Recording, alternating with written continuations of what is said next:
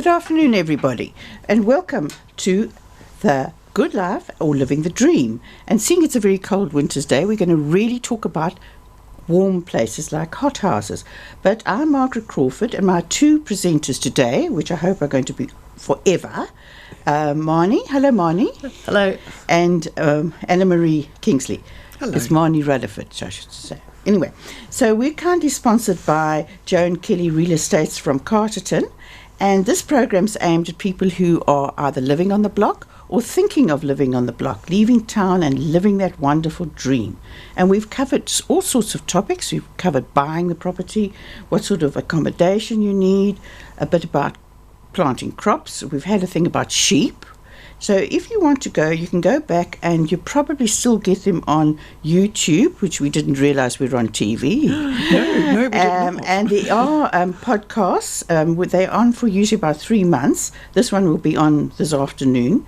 And you can listen every third Friday of the month at 2:30 and every following Sunday at 11 a.m. So welcome, everybody. So should we kick off straight away? We ended off last time when we were talking about planting, talking about, keeping things warm, little blankets, if I remember rightly. So I'm going to ask you first, Anna-Marie. You've actually built a glass house. Yes, we have. We did it out of recycled windows, and it's quite a sort of an unusual one. It's down in the ground. It's about a metre. We dug down a metre, kind of a big hole. Now we could do that because we are on a stony, silty loam, and on a river terrace as well. So it never fills up with water. It's extremely well drained, so everything just Right, because we've just before we came on started talking about how Carterton has a very high water table, and Moni, you were saying it's got clay. Yeah, there used to be a brick and tile works there many, many years ago, because it sits on a big clay deposit, which means that when it rains, the water has got a very high water table, but also the rain doesn't run away very easily. So that's why one of the reasons Carterton, particularly the east side of Carterton, is quite wet. Quite wet.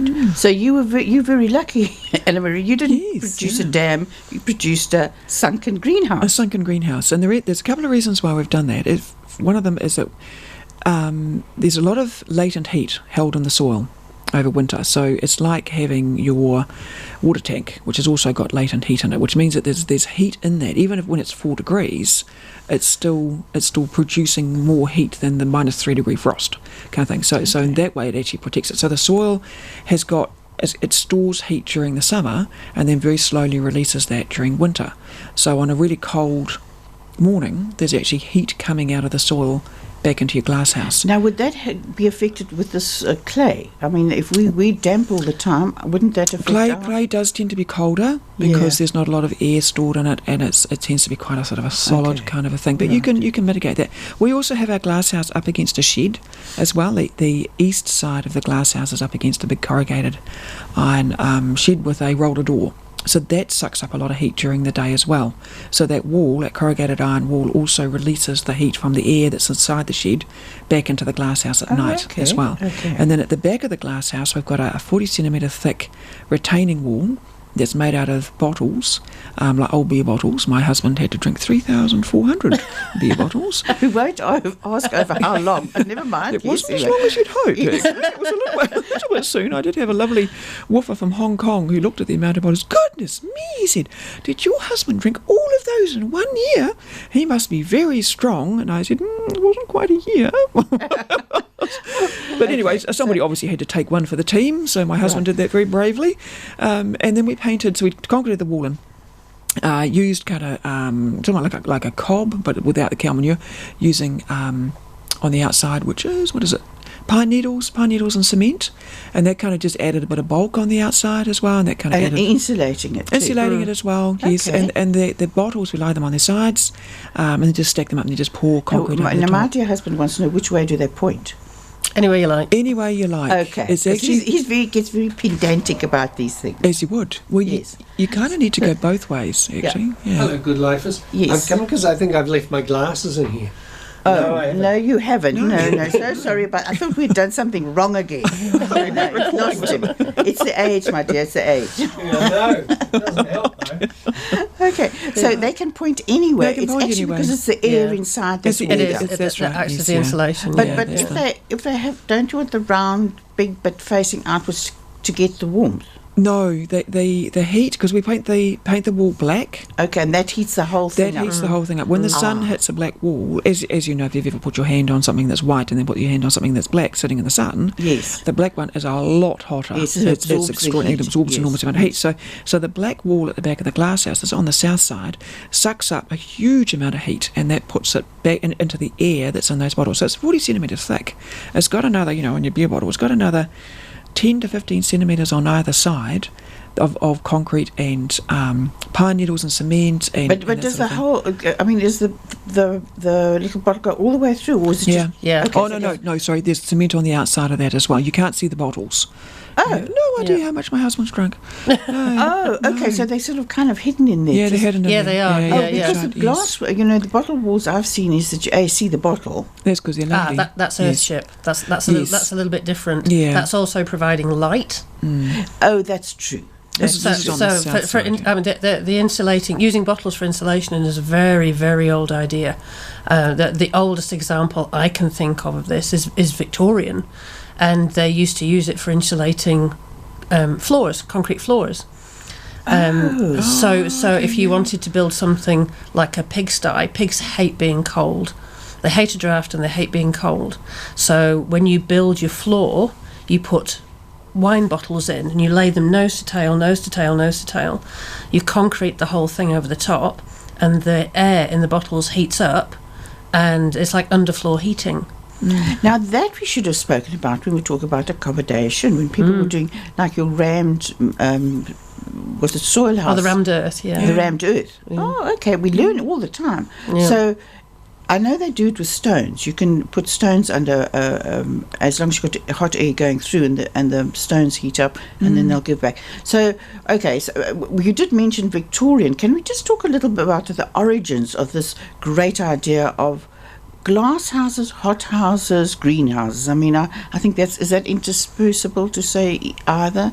Because they're all kind of the same, or Not really. Oh. No, glass houses are, we've got glass in them basically. So I think a hot house that would cover clochers. Is that right? I think- I think it depends a lot on where you come from, Yeah, actually. it Okay. does, yeah. Because what you would call a glass house here, I would call a greenhouse. Right, okay. And a hot house again is quite a different thing. But I think we touched on it last time where we were talking about the hot manure hotbeds. Oh, Yes.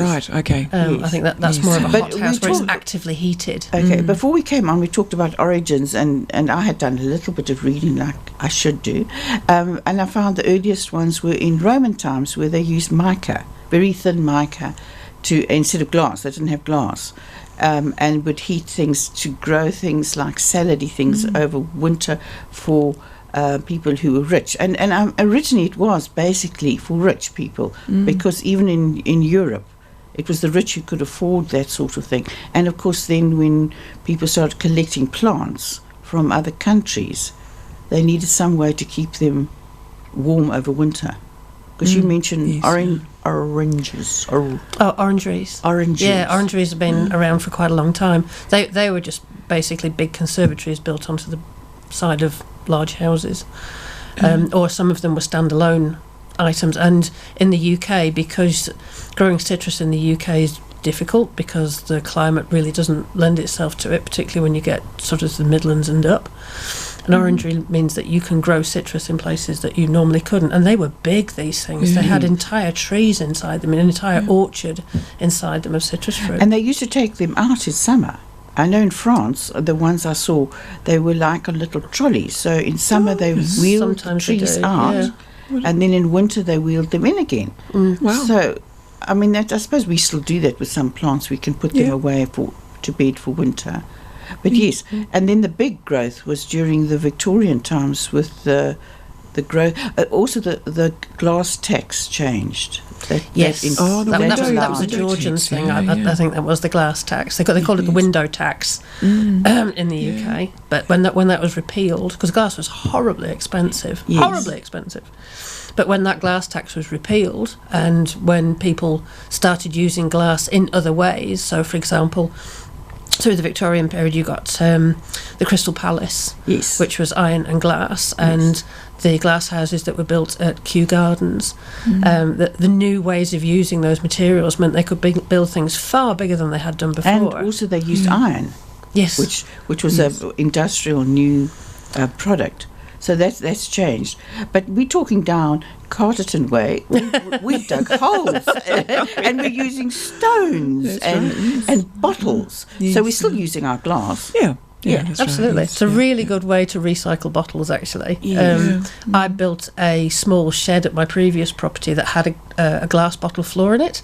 So we just made a form around the size of the floor that I wanted, a 10 metre square shed. Yes, because you don't have to get a consent permit in for it. Carsten put down a layer of concrete, settled all these wine bottles nose to tail into it all the way through, and then the following day came back and put the concrete on the top, levelled it off and built the shed on it. And what was the shed used for? Not the odd pig, was it?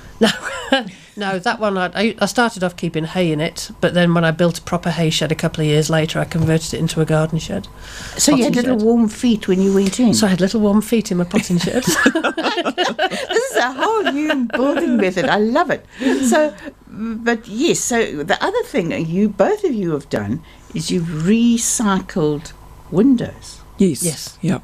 They're very, very cheap on Trade Me. And then the Wairarapa online garage sale thingy, you can pick them up really cheaply. Because a lot of people are going to double glazing, there's an awful lot of single glazing windows that are lurking out there. A lot of aluminium. Our windows are all aluminium, and the ones we use in our glass house. So that, makes it really easy. Because I reckon you need about 30% of your area of your glass house walls to actually open. Yes, okay, because we're going to have to get into this whole thing about air and money. So air and water. So I said money, but of course we're doing everything on the cheap here. We're using recycle bottles and recycle windows and windows. But wooden windows are fine too. Oh yeah, they are. All mine. I have terrible greenhouse envy for Anna Marie's greenhouse. We went and had a chat at yours about it, didn't we? So I decided I was going to build one myself. I couldn't afford to go and lay out $3,000 or $4,000 on a decent sized greenhouse, so I've been collecting windows. So I've been stalking Trade Me. I've got a watch on Trade Me, so whenever any cheap windows come up, I know they come up for $1 or $10, and I'm in there, and that's me. And so I've got this nice little collection of windows now. So, and they're all wooden windows. So I'm hoping that next summer I shall be building my greenhouse. It might be easier to build with wood because they're certainly heavier. They're heavier. They're very heavy. Well, I suppose aluminium. You still have to have a frame, and you still have to attach it to something. We still put one in upside down. That was a bit embarrassing. I was like, oh no. so you have to reset it. Yes, they did. Yes. No, we waited. But now, tell me, windows. The glass is strong enough for. Yes, you have to put a frame up. You can't just build it out of windows. Yeah. No, but I meant the glass. It's not like picture glass, It shouldn't be. It should be reasonably strong. It's the difference. I think standard glass for a window is 5 mils, 4 mils, and picture glass is about 1.5 mils. Yes, I know. In fact, you can never get rid of glass because I've got a huge pile at home and I don't know what to do with it. It's from I use the frames, picture frames. Oh, okay, but the glass, it just sits there, and it's not good enough for a glass house. No. It's too but Anne-Marie, you I think told me that yours are near pine trees. So yes, we're underneath a big pine tree hedge, so we couldn't use. We had big glass panels that had reinforcing in them that we could have used for our roof, but we chose not to. When the pine cones come down, they come down like a little hand grenade. Yes, I and know, they smack into the tin shed on the roof and put a big dent in it. So we kind of thought if we were in there underneath a glass roof and a pine cone down, it wouldn't end well. So we just going everywhere. Yeah, exactly. So we use plastic over it, and it's absolutely fine. It doesn't seem to. I mean, there's different heat transmission values between glass and between plastic, and there's reasons why you'd use glass and why you'd use plastic in a commercial situation, but this particular one, it was a safety issue. We have huge winds where we live, so having an entire plastic house, or those dear little polycarbonate houses you see on like trade tested, no, that doesn't end well with I it. think we should talk about that, because people get sucked into these little houses. First of all, they're apparently hellish to build. Those ones you buy, in so-called kit form. Yeah. And I mean, there's been articles about having 5 people and then having to call in the tradie who can't put it together either, and all the rest of it. But they're not very strong. It depends on where you live. If you live in Carterton and you've got it in between, like in a nice sheltered spot beside a fence and a shed, you're absolutely fine. Okay. You're not going. So I can't slam it too much. No. They're for certain applications, and they're fine like that. And I've seen them in people's gardens for years and years and years, and they never have a problem. It wouldn't survive at our place. We have gale force winds a lot. Okay. So you'd have flying houses. Nothing. Wouldn't survive at mine either. No. Marnie's, she's on closer to. She's on the west side of Carterton, and there's not a lot between her and us, really. Yeah, just the wind. There's basically nothing between me and the Tararuas. Yes. No. Okay. So the wind comes rushing down the Tararuas and right up to the back of my house. You're protecting the rest of Carterton, and I'm basically protecting the rest of Carterton. Taking one for the team, really. Which is very, very kind of you. Yeah.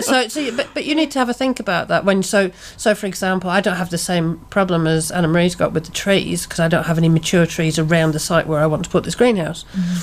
But I do have to think about the high winds that come whipping across that particular part of my property, and also I need to think about how to make this building as rigid as possible, because it's not leaning up against anything. It's a standalone structure, so it's not got the advantage of leaning against a very large shed. Or being underground, because that was the other reason we dug in. I can't do that either. As well. Yeah. I couldn't do that either, because the water table is so much closer. You don't want a swimming pool in the middle. I don't want a swimming pool. You can have a covered swimming pool. We could have a big so-called well, but it'll still be very wet. Yes. You can grow water lilies and sort of things that are exotic, that need damp rice. Yeah, no. There you are. Okay, so still pitching for a greenhouse. No. So building we've talked about, you use a lot of recycled stuff, and if you're in the Carterton district and it's less than 10 square meters, you can get away with doing it yourself. Anna Marie, are you within those regular... sorry, change the subject. But do we have to be careful of regulations when you build a glass house? Yeah, you do. I mean, the same rules apply for a glass house as they probably more, actually, for any other kind of shed. It needs to be... the fact that you don't need... a consent from the council for anything that's 10 square metres or less, it still has to be up to the correct standard, a quality building standard. You can't just chuck a bunch of stuff together with half a dozen screws and you're done. It's not that easy. I had this vision this weekend of rushing out to Tradney or wherever these places are, collecting a few, throwing them together. You always have to think of the worst case scenario, like the worst gale force wind, with the whole thing falling on you. Yeah. I mean, you can get those really cool little metal angle things that you can nail everything down, which is really, we use a lot of those. We go through an enormous amount of those at home, and my husband over engineers absolutely everything.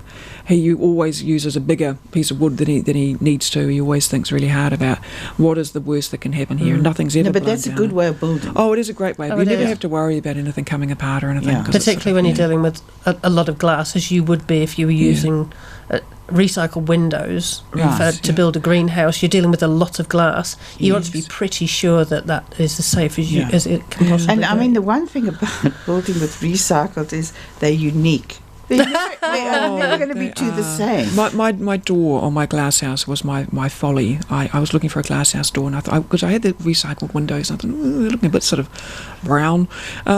So I went up to what is the Rummages in Canada. I found a proper conservatory door, and it was exquisite for $600. So I snuck it home. I'd be cheaper to buy one of those things online. It was the same cost as the rest of the glass house.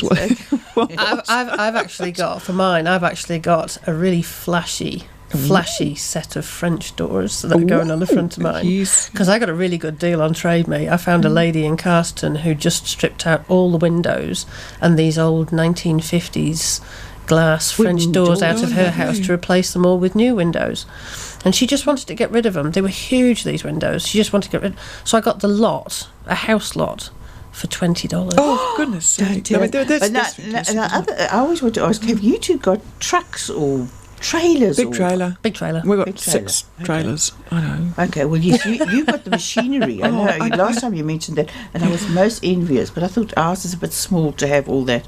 I have invested in a trolley this weekend, because the one that you can drag around, because I can't push a wheelbarrow, but I could maybe get a sheep and pull a little trailer. No, we won't get on that. I see a little goat card. You could get a little goat. Yes, little goat. Yes, we we donkey. try that. Don't get a go. No, we won't get going. So let's get back to so you can have a very eccentric looking glass house. You can. Have you heard about the bottle houses? I've got a friend who's making these, and they're made out of plastic bottles. And I kind of thought, I have heard of those. have you seen Oh, those? these are the ones that are stuffed with rubbish. Yes. With what? Yes, they do these. I think They're kind of it was somewhere in Africa or India. Yes, in Africa. They take Everything's in the Africa. plastic bottles, Yeah. and they stuff them full of rubbish. Okay. Put the lid back on, and then as you're building your cob wall or whatever it is, they bury these things. No, this Is that is again no, for no, you? these are No. I've seen it done as a glass house. as an actual glass house. So they use the plastic bottle, and they put them onto wires. And they standing up. Standing up. Oh, and yes. there's a string that comes from the bottom to the top. But and but there would be a I gap haven't seen between one the of those. bottles. No, because the way that they've done them, I used to look it up on the thing. I think they cut the bottom out of them and then jam them They on do, top of each yeah. other. And then they glue them. This wouldn't work at our place because everything would you just bottles in all directions. But I was going to say the wind might love this. It'll be like those balloons this that is fly for away. shelter. If you can have a little polycarbonate thing in your garden, you could have one of these, I think. So then they hot glue them down on the sides. It's quite clever, actually. I don't know whether the windows, how that works. But Yes, because I was going to say that, we must get onto this thing. We're now talking, you closed it and you did allude to that windows must open. You need air. you do. You do, yeah. Yeah. And that's Yeah. quite critical. Yeah, otherwise you end up with A very hot. Singapore, Yeah, and you get fungus diseases. and you get all Yes. sorts of nasty. Yes. Yes. And it has to be Critters fresh air and- going through every now and again. Oh, It's like a house, constantly, isn't every it? day. It's Yeah, like a yeah, house, yeah. absolutely it is. You people should don't open the realise windows every day. I know, people keep their houses closed. I always found that fascinating in New Zealand, because in South Africa we built with brick, and every house had a hole in, it wasn't a hole in the wall, but it was like a little vent, a brick vent. Yeah. And that allowed the air to come through. Not that we used to have much rain, that was not the problem, but it did allow the heat to escape. Right, okay. And in fact, we lived in an old Victorian house that had a huge ceiling, and they would store vegetables up there, and it had little windows all round the edge, which could be opened in summer to allow the wind through, but it also cooled the house down. Right. In fact, the Victorians knew how to build without worrying about all other things. It also had shutters for the heat. Goodness. Yeah. So yes, we're going back there. Anyway, sorry, that's diversion again. So where were we? We were talking about air. What do they call it? Ventilation. Ventilation, thank you. Yes, yep. Ventilation in glass is very, very important for quite a few reasons. If you have too high humidity and heat in your glass house, you're going to encourage fungus diseases quite badly. Everything just goes down a big grey fuzz, really, doesn't it? Yeah. If your glass house is dripping on you, then there's something, you need a bit more ventilation to get the humidity a bit lower. You can also have an enormous amount of heat build up. When you get light going through glass, it's a long wave, short wave radiation issue, isn't it? It doesn't burst into flame, I hope. No, haven't had that happen yet. I'm just thinking, burning if you glasses? have newspaper lying around in there or something. Oh, no, Potentially. that tends to be not on flat glass. Well, it tends to be I'm just curved thinking, glass. you said, let's think the worst scenarios. I'm thinking of all the worst scenarios. Thinking, if you had a wee round vase on your windowsill, Yes. I have had this happen where the light has actually come through and hit the little vase, going through some water, and actually burnt the windowsill on the other side of it. Yes. Has caused a burn mark. So as long as you don't have any curved glass in your glass house, you'll be okay. The curved glass. But yeah, it's a lens effect. Right. And that usually has either a concave or convex kind of thing going on there. So the heat can build up The incredibly. heat can build up really, really high. You can get an awful lot of heat in your glass house, and that'll cook your little plants. So there's obviously you need to there's a happy medium in there between the amount of air that's coming through your glass house, and you want insects in there too. I mean, obviously tomatoes are wind pollinated. Yes, you're not going to go insect-pollinated. around with your little brush and. I have done that with my cucumbers, Yes, actually. okay. You want to encourage insects in there with your chili plants and with your capsicums and things. Then you need to have your little bees boopling about doing little bee things. Yes. Tomatoes, I tend to leave the windows open because it's a very, very hot place where my glass house is, and you've got the big wall and then you've got the shed as well. So I have a lot of issues with getting rid of heat, not trying to keep it warm enough. And in winter? It never gets below 7 degrees. Okay. And so because of that, but in winter, do you have to open windows? I always have a window open in winter. Okay, so too, but that's also just for circulation. That's the humidity and circulation. It's about getting the Yeah. fresh air. It's not just about the heat, and it's not just about the humidity. It's about getting the fresh air through. It's about having air movement Yes. Yeah. Okay. inside. And is one of the few things that I'm intending to buy for this new greenhouse is I found these little trick things, these little solar powered vent openers, and I was so taken with these little things. I thought, I'm going to have to buy a couple of those. So part of the reason for building this greenhouse in the way that I'm going to is so I can use these little solar powered vent openers. When the greenhouse gets to a certain temperature, it activates these things and they open a vent in the roof. So even if you're away, Where did you find That's these? pretty cool. Google it. Just honestly Google it. So if you're away all day, Yes. and the temperature gets up there in the afternoon and you're not home, rather than the temperature going up in your greenhouse and cooking all your lovely little plants, this little solar powered vent opener will do its little thing and open the vents. And it'll be solar powered because when the sun's shining, it's overheating. So that's Absolutely. fantastic. All linked together. Oh, Yeah. how fascinating. Yeah. Because I was thinking, I wonder if you can get a solar fan to move air, I would imagine. I don't see why not. Yeah. Wow. Look it up on Google. Maybe there is one. Probably. It'll be. You know, there's all sorts of funny things Yeah. that they invent nowadays Yeah. with solar. So would you keep a what you call it, a Thermometer. thermometer in the greenhouse just to keep? Or do you go Absolutely. by? Yeah. I've No, you got think one so? of those electronic ones, like a little gun that I use for my pizza oven, and it goes from 0 to 700 degrees. It's very accurate, actually, extremely accurate. Okay, so you can go in I there. take it in and I beep it on the back of my wall, and then I check out what it's doing in a minus 3 degree frost. That's Okay. how I know it never goes below 7. But I don't have a thermometer in there. I just go in, bugger me, it's hot in here. and if it's dripping, you know that Yeah, and I go, if it's goodness dripping. me. Yeah, so I tend to, because I'm in and out all day, Okay. flapping around like a jelly on a spring. So I, I'm because I'm always there, and when I wash the dishes, I can see my glass house. That's right, I need to go over there and open a window. But I do always have a window open. Okay, so air is really, really important. Yeah. Heat is important. I mean, just warmth is important because that's why you've you got built the it. glass house, yeah. And then there's a thing called water. Yes, indeed. Now there's various things that you can do with water. You can either I use a hugelkultur system in my Which we glass discussed house, which we last discussed last time, time. yes. So that sucks up a lot of water. Yep. I also use rotten wood on top of my soil as well. So I've got the hugelkultur underneath, and then I've got all my manure and bits and pieces in the bottom with and then on top as a mulch I actually use bits of rotten wood. It sounds odd, but it's also helping keep everything warm, and it actually retains an enormous amount of water. Most of the water you lose is actually going to evaporate. Yes, It's going to heat up, and especially if your soil's dark, it's going to absorb a lot of heat, which is a good thing too. But it also loses a lot of water. So glass houses, because they don't get rained on, you have to water them by hand or have a watering system Yes, of that's some why I sort. was going to mention it. It's very Yes. critical, But and they it can will also- dry out quickly. It can dry up Yeah. quickly because of the heat. Yeah. If your humidity is really, really high, then you're not going to lose the water out of the soil. If you've got 100% humidity, then the water's not going anywhere. It's not coming up. But it's you don't really want 100% humidity either, because it's not terribly good for the creeping fungus. If I was going to do it again, I would actually line the whole thing with black plastic. And because I know how much water's going in there, because I'm standing there with a hose putting it on. Yeah. And then the excess water would actually get sucked up by the hugelkultur. I haven't got that. It's just gone into the stony stuff that's at the Which bottom, drains. which drains out really, really Yeah. quickly. But if I was doing it again, as I said, I would actually line the whole thing with black plastic, and I wouldn't put holes in it. I would actually It's just... like a big pond. Like a big pond, only it's not a pond because I know how much water's going in. Is that the theory? Okay. So I'm going to put an irrigation system in mind. So trade me again. I managed to get hold of some second-hand alkathene with some 4 litre an hour drippers attached to it that some guy was getting rid of. So I stuck my hand up and said, yes, I'll have that tar very much. I think I paid him $1 for it. I was about to say, but it was $1. Yep. There's a theme going. Girl.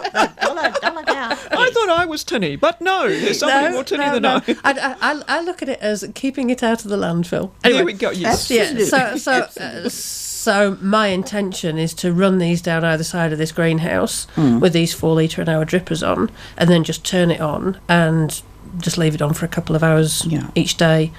Turn it off. I might see if I can find something solar to switch it on and off. Actually, That'd be brilliant, wouldn't it? and then it effectively becomes a self-watering system, but it doesn't overwater because it's on these drippers, but there's enough water there to provide for the needs of the plants. Yeah. Okay, I'm going to suggest we take a little break.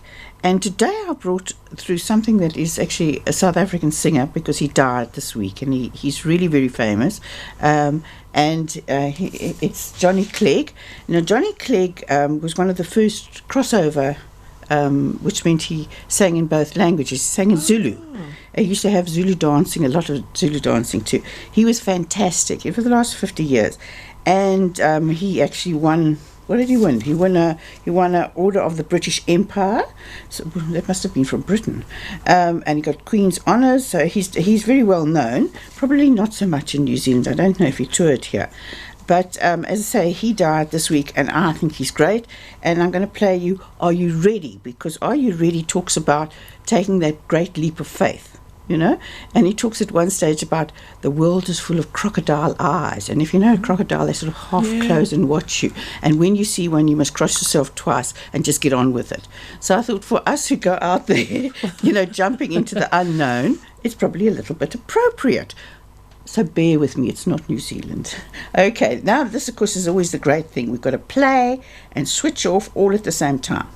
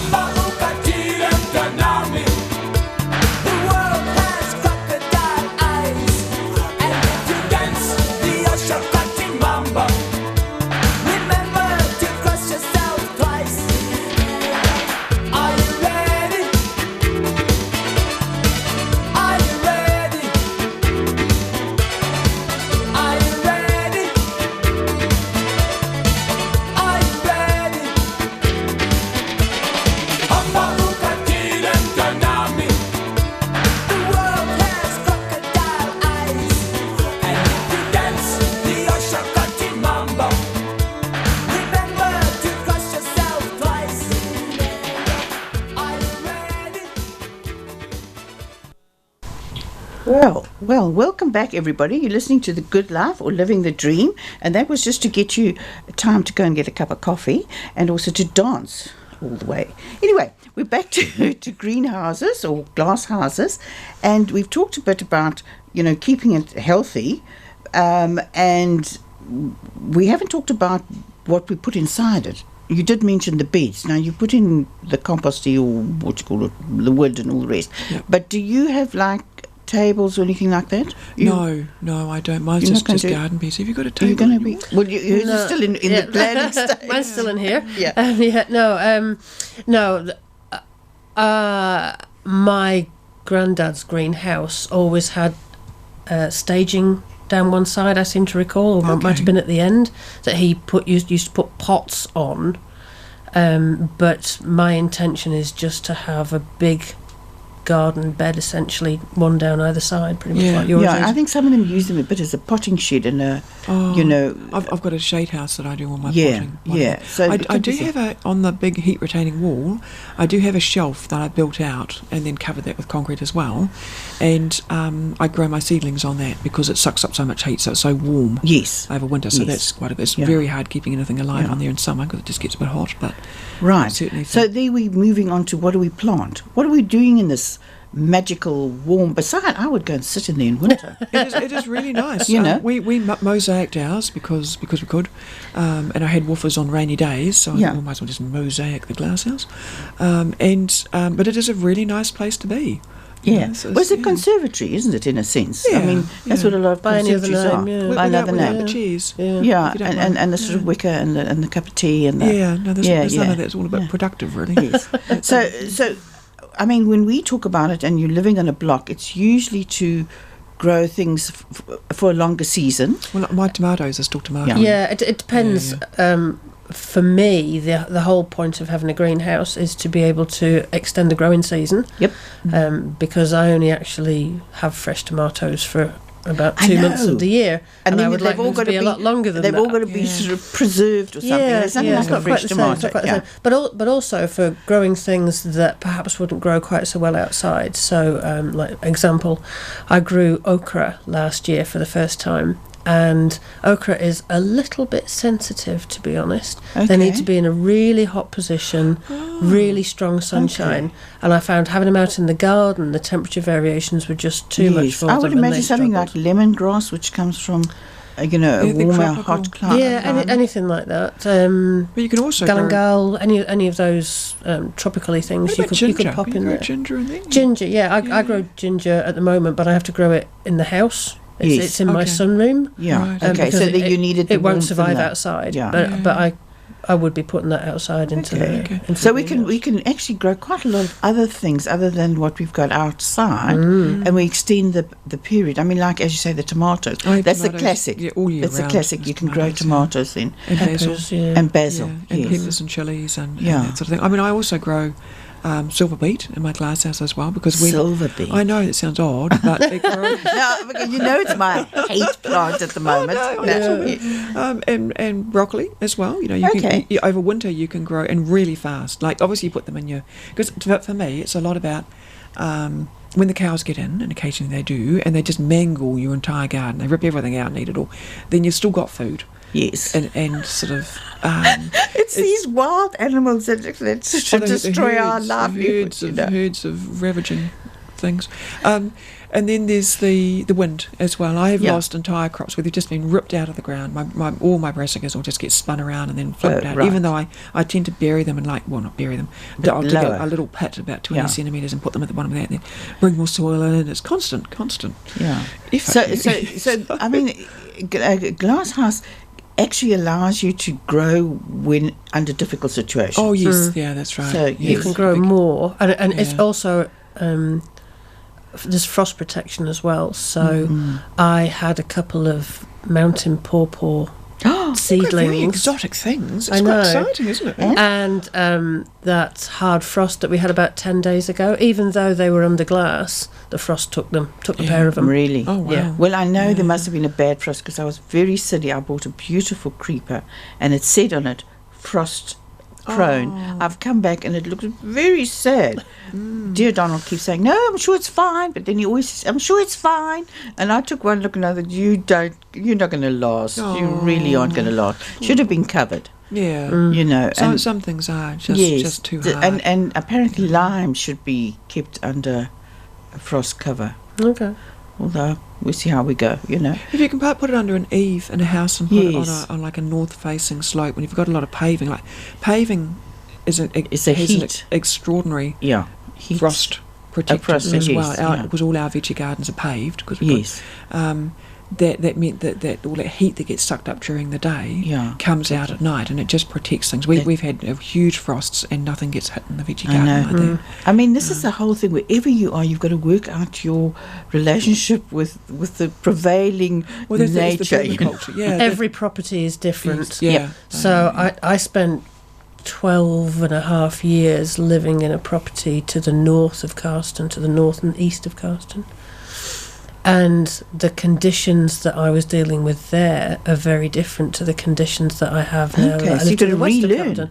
Every property is different. Every property is unique, depending on where it is and which way round it faces, and a whole bunch of other.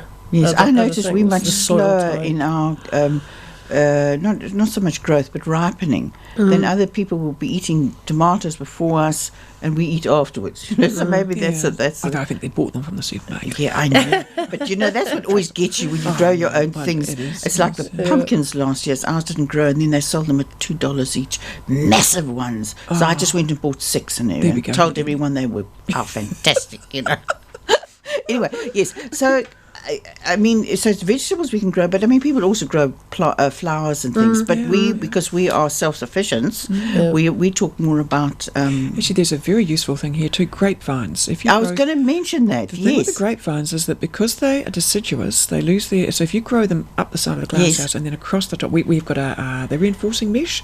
We put that across the top of our glasshouse. It kind of hangs on the big six, the 2 beams, sits on the bottom of those. So the grapevines go up and then they go across. And they've got shady. They provide shade in summer, which is fantastic. So in winter, all the leaves have dropped off. Yes. And then you get very Italian. It is. It is very Italian. It's an excellent idea. There's one that's about 300 years old in the glass house or attached to Hampton Court. And its base is about 6 inches or 8 inches thick, you know, these big branches. And it's obviously been growing a very long time. I looked after a dear old lady in Sussex, and she had a greenhouse, and all that was left was the vine holding it together, because over the years the whole thing had deteriorated. It was dangerous. You wouldn't want to walk in there because these glass things look kind of wonky. And I thought, yes, winter comes and everything's going to drop, including the windows. But yes, so it's quite a common thing to grow. I think I've got a friend in Carterton who's got a grapevine in there. But yes, so it's the shade that would help. Okay. It does. The other thing that a greenhouse is good for is things like melons. Dahlia melons in particular, rock melons. Yes, okay. They grow beautifully in a greenhouse. Oh, well, this is another reason. I hope you're listening, dear Donald. Because we used to call them a spun speck in South Africa, and I miss them unbelievably. And I suppose watermelons would also grow. Watermelons go outside. Watermelons are fine outside, actually. I've grown watermelons outside, but you do need a hot summer for that. Yes. And we've got very fickle weather sometimes. And watermelons can be a bit picky too about water and heat and one thing and the next. But if you've got a greenhouse, then you can control that temperature a lot more. You can control the humidity. You can control the water, and things like melons turn out very well, and grapes, of course, turn out very well. Now I know we've been talking about, because we are plot holders. I'm not plot. We don't like to use the word plot. I mean sections that are quite small, but commercial and some small holders do have tunnels and things like that, which is it's just an advanced way of looking at a covered area, controlled heat, water. Yep. We're not going to go that far. A tunnel house? Yes. Polytunnels. Yeah. It's polytunnels. It depends on the wind. We couldn't have a Yes, polytunnel. I was going to say, Yeah. well, on the way to Greytown, somebody must have had beautiful glass houses. They've all falling apart. Have you seen them? Yeah. And I keep thinking, I'd love to have those. They're very big. They're big, Yeah. and there's a lot of maintenance in them too, because I think those are wooden framed ones. Yeah. aren't They they? probably And are yeah. wooden. and they once are. it starts to go, but you get a couple of broken panes, and then the wind comes in, and then everything. and starts to shake yeah, again. it's quite a Polytunnels tricky. are great because they're because they're mostly semicircular. It's a very, very strong shape. Yeah. They're covered in plastic rather than in glass, and it's a flexible skin that you pull over the framework. And they do a really good job. They're very space is very good inside them, and you can grow a lot of stuff in there just the same as you can in the greenhouse. The only disadvantage in New Zealand is that because it's a plastic skin, it gets attacked by the sun, so you get the UV. I was going to say, good on radiation. New Zealand has to have something. We don't have but also elephants the raiding winds. your properties Yeah, or yeah. monkeys or Spiders something, or Yeah, spiders or something. but also the wind as well tends to rip them up. But you can buy replacement plastic skins for these things. So every few years, I think that's what the commercial people do. Every few years, they just put a new skin on it. Okay. We're in the community garden. We've got an old plastic house hoop. Yes, now that's what I was going to refer to because I hadn't a chance to pop around. But that you've put on. We're about to, because what I had was I've accidentally ended up with twice the amount of polycarbonate for the pergola roof. Must have pushed Is it by. clear? It's clear, Okay. and it's the corrugated. Yep. And it's about 3.4 metres long, I think. So Oh, I'll buy that off you. no, thank you. For $1. $1. Give me $1 for that. $1 for the lot. I don't know. I must have accidentally pushed by now twice or something. Right. Anyway, so I've ended up with twice the amount that I needed, and I've got this hoops sort of thingy for the thingy. Are So they it's- steel hoops? They're Ooh, steel hoops, but I was trying to fit, and I thought, how on earth do I fit the polycarbonate onto this? I can't. If I drill through the polycarbonate, it'll just shatter and rip apart. Yeah, and it'll all the break ground. up. Yeah. So I put it out onto YouTube, onto Facebook, and said, what do I do? So thing, and all these lovely engineers came back and they said, right, what do you want to do?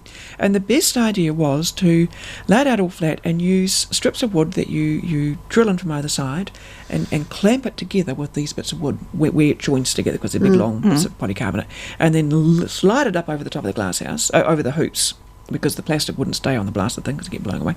And then use saddle clips. This Yes. is the wood that bends. This isn't the wood that bends because it's going this way, Oh, okay. sort of thing. It doesn't matter that I have to go and have a look at all this because it sounded actually quite clever. Haven't done it yet. But can you walk into that? Oh yes, yeah. I'll put a big door on it. I'll have. Oh, I see. So it'll be a hothouse. It's a hot house essentially. And then somewhere along the line you've got to have ventilation. I'll just open the door. I'll leave the door open. Okay. It's absolutely fine. It does. You don't need any solar powered vent openers then. Actually, that's quite clever. Actually, that sounds quite useful. Brilliant. That is a thought. Yeah. It is the north face is actually a fence.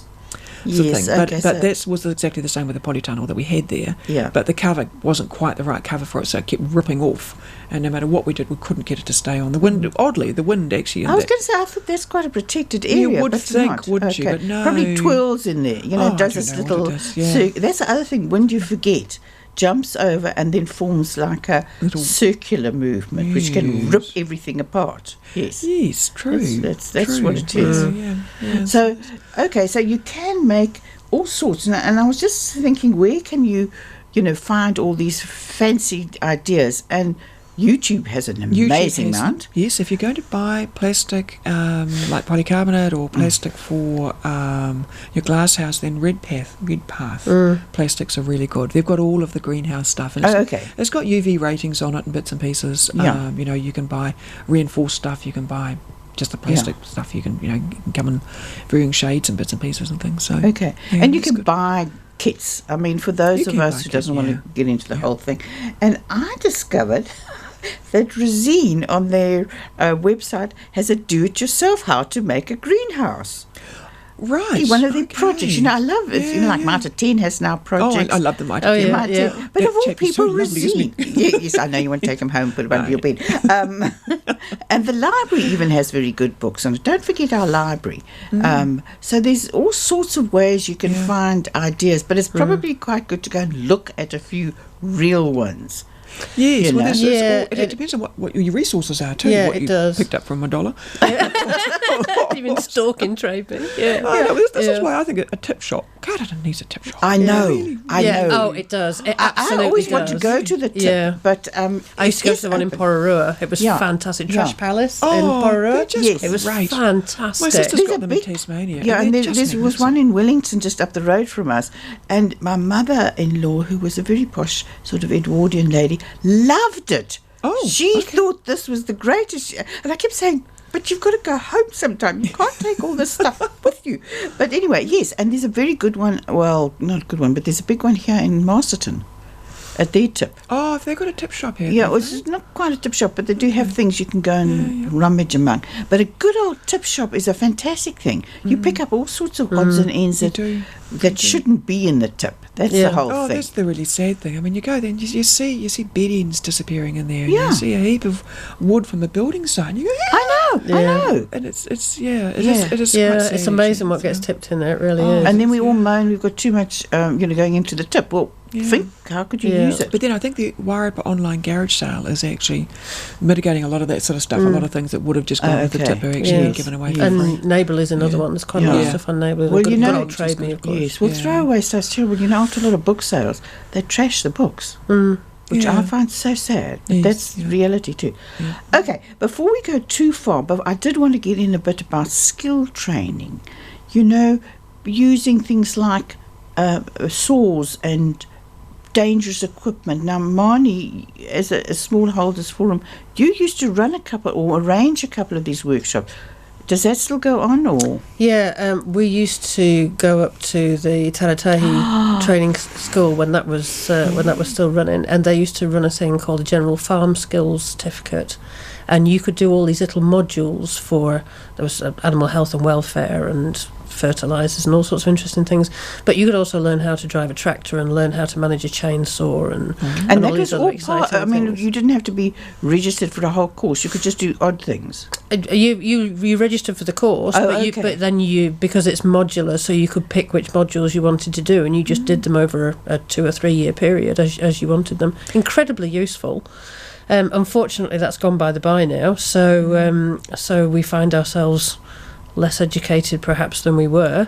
But there's always good old Google, and if you're talking about things like power tools, then you could always approach the men's shed. I'm a member of the men's There you shed. go then. And there's a men's shed in Masterton, there's one in Carston, there's one in Featherstone, and there's one in Greytown. So all the major centres have them. And these guys have got an absolute wealth of knowledge. I'm having about a wild this stuff. giggle because now I mustn't tell the story about the man who tried to teach me to use one of the saws, and I looked down, he had 2 fingers missing. No, See, and that's why he's got a wealth of experience. No, I must admit they are very helpful. Yeah, they are. Yeah. And they will teach you certain skills. Not so much the outdoor skills, although we want to get them round to help us cut down some very big trees. Yeah, see, that's and that might be a workshop, actually, come to think of it.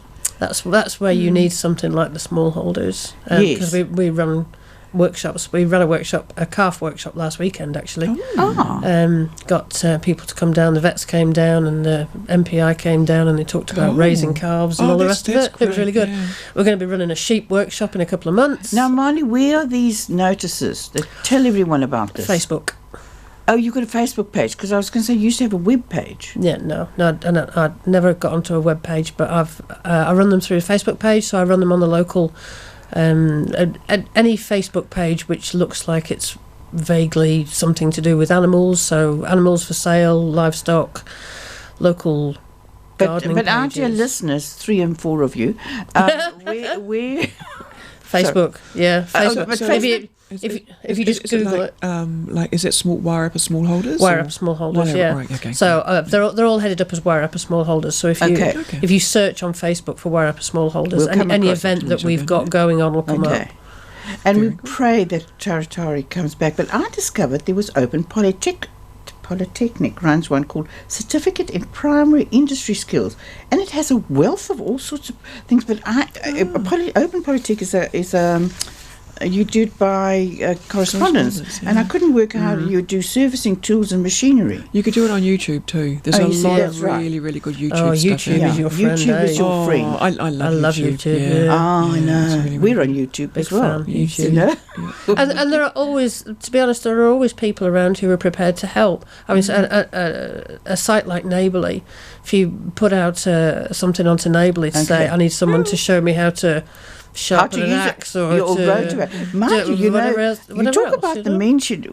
About 2 years ago, I had this vision that my man would, the dear worker, could use a scythe, Oh, which is really quite difficult. it is. Extremely difficult. And I actually sourced one, an original proper one. And I think there's a group called the Happy Reapers, because I remember talking to you, Marnie, about them. They operate out of The Happy Waikanae or Scythers. something, They're or out the of other Scythers or Taupo. somewhere. Taupo. But we couldn't get them down. Anyway, after 2 years, we've sold the jolly thing. It's actually a very difficult instrument to use. Also, you might cut your foot off if you do. Or somebody else's foot if you Or do someone it. else's. Or someone else's foot, yeah. But getting back to the men's shed actually in Greytown sharpened it. They had never seen one before. It was quite exciting. Yeah. Okay, I think we are now coming towards the end, and I have to say thank you both very much. And we're going to have to put all this into writing. You realise that.